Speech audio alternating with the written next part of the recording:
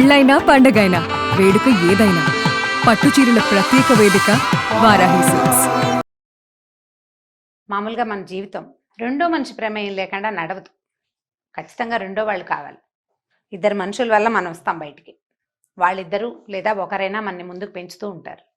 రెండో వాళ్ళ ప్రమేయం లేకుండా అసలు ఏ వ్యవహారము మనది పొసగదు. అప్పుడప్పుడు మూడో వాళ్ళు వస్తుంటారు మధ్యలోకి. రెండు కాకుండా మూడు. ఈ మూడో వాళ్ళతోటి చాలా తిప్పలు వస్తాయండి. మన వాళ్ళు చూడండి, మూడో కంటి వాడికి తెలియకుండా చేయాలంటారు.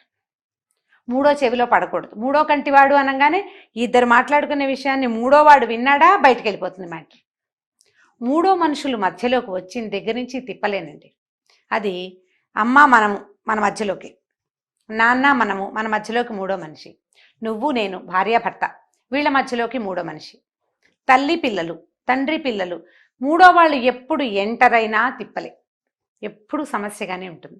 చాలా కాలం క్రితం మాలతి చంద్రు గారిది ఒక నావెల్ చదివాను నేను.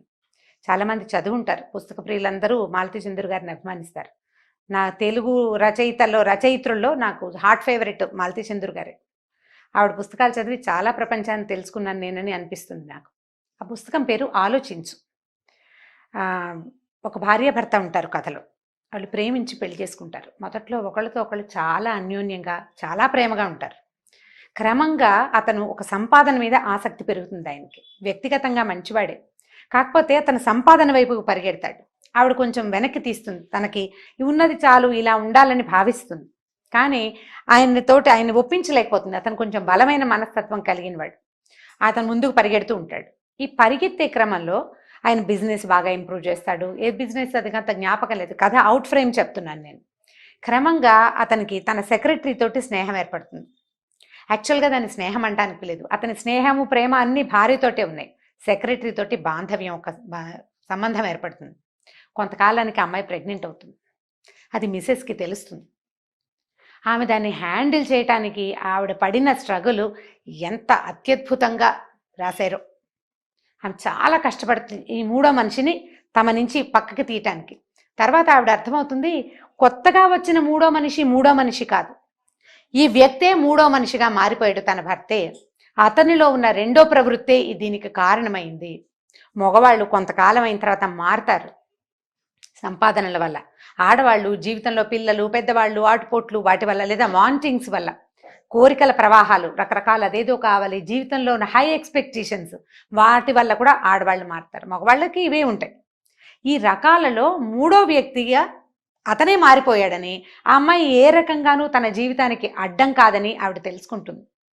భర్తని ఇంటిని వదిలిపెట్టేసి ఆవిడ అరవిందో ఆశ్రమం జ్ఞాపకం ఉంది నాకు, ఆశ్రమంలో చేరిపోతుంది. ఆయన వచ్చి చాలా బతిమలాడతాడు.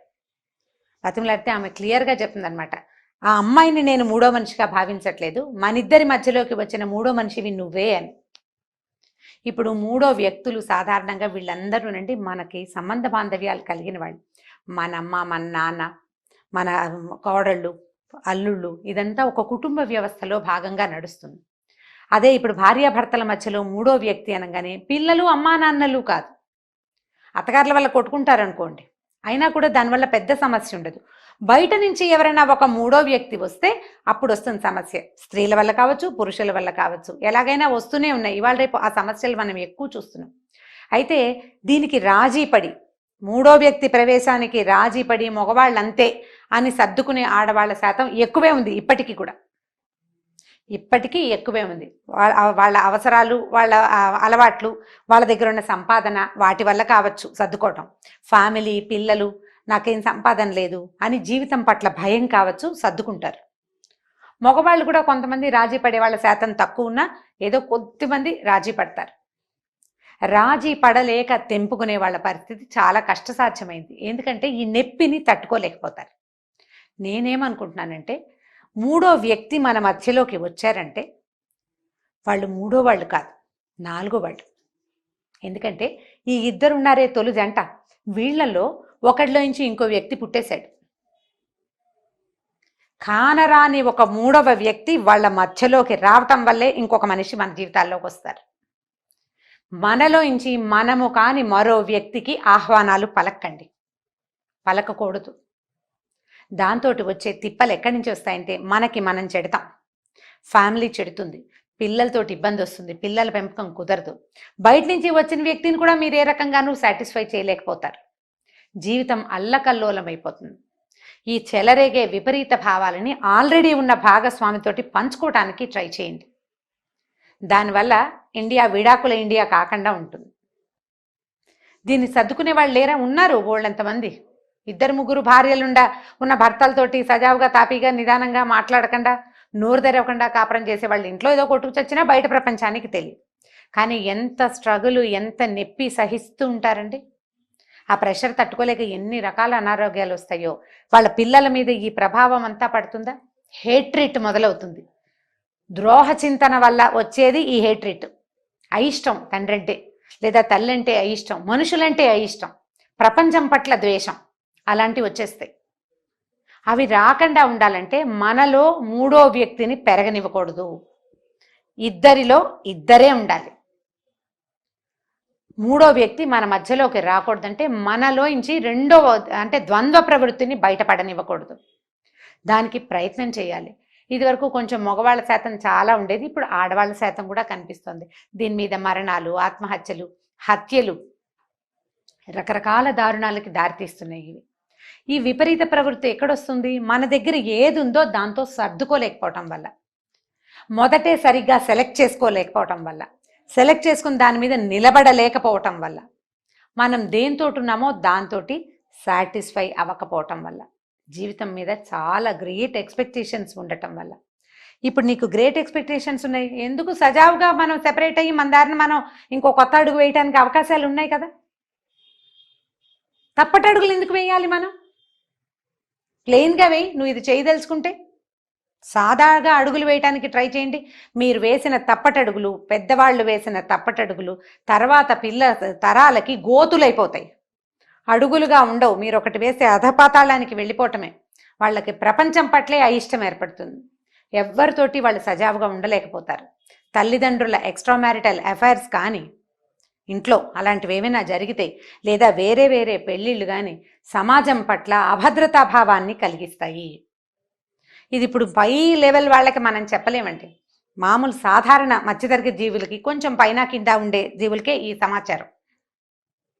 ఎంత అభద్రతా భావం అంటే బతుకు పట్ల భయాన్ని కలిగిస్తాం మనం. మనకేం హక్కు ఉంది? మనకు హక్కులున్నాయా? మన పిల్లల్ని తాలూకు భయాలకి కారణం అయ్యే హక్కు ఉందా మనకి? మనం ఏం చేయగలం? మన నుంచి ఒక జీవి ప్రపంచానికి పరిచయం అయితే వాడికి మంచి బంగారు భవిష్యత్తునివ్వాలి, చక్కగా హాయిగా స్థిమితంగా ఉండే అవకాశాన్ని ఇవ్వాలి. వాళ్ళ జీవితాలని కాలరాసే హక్కు ఇవ్వలేదు భగవంతుడు మనకి. వాడిని బాగా చేయాలి. మనం బాగా చేయాలంటే నువ్వు లక్షల కోట్లు ఇవ్వకపోతే పీడాపోయేది. ఈ జీవితం పట్ల భయం కలిగిస్తే ఎట్లా కుదురుతుంది? భయాలు కలిగించకూడదు. కాబట్టి మనలోంచి ఉద్భవించే కొత్త మనుషుల్ని సర్ప్రైజ్ చేయండి. మీకు అలాంటి భావజాలం కలిగితే ఫ్రెండ్స్ తోటి మాట్లాడుకోండి, కజిన్స్ తోటి మాట్లాడండి, దాన్ని తగ్గించుకోండి. తప్పటడుగులు వేసి తర్వాత తరాల వాళ్ళు పూడ్చుకోలేని గోతులుగా వాటిని తయారు చేయబోకండి. ఎప్పుడూ థర్డ్ పర్సన్ని ఇద్దరి మధ్యలోకి రానివ్వద్దు. బయట నుంచి కాదు, లోపల నుంచి అంతర్ముఖమైన మనుషుల్ని రానివ్వకూడదు. నేను ఇలా ఉండలేనండి, అబ్బాయి నాకు అదేదో కావాలి అంటే బిందాస్గా ఓపెన్గా చేసేయచ్చు. రహస్యంగా చేసి అది గొడవ ఈ బట్టబయలు ఈ వాళ్ళు వీళ్ళు మాట్లాడి ఈ పని చేయకూడదు.